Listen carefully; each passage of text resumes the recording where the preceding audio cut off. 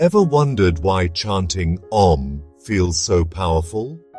Om, or pranava, is much more than a sound.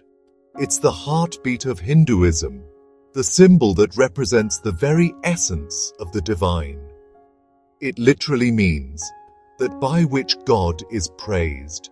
And believe it or not, it also means ever new, timeless, eternal, always fresh. In the Bhagavad Gita, Krishna himself says, "Among words, I am Om." That's huge. Every spiritual ritual, every prayer starts with Om, and it's not just tradition. Science now shows that chanting Om calms the mind, reduces stress, and even improves focus.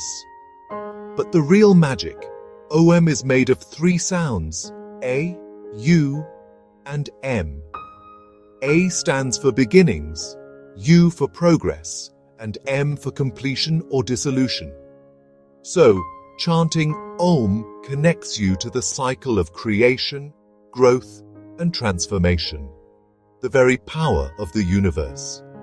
It's like plugging into the source itself. Here's something amazing.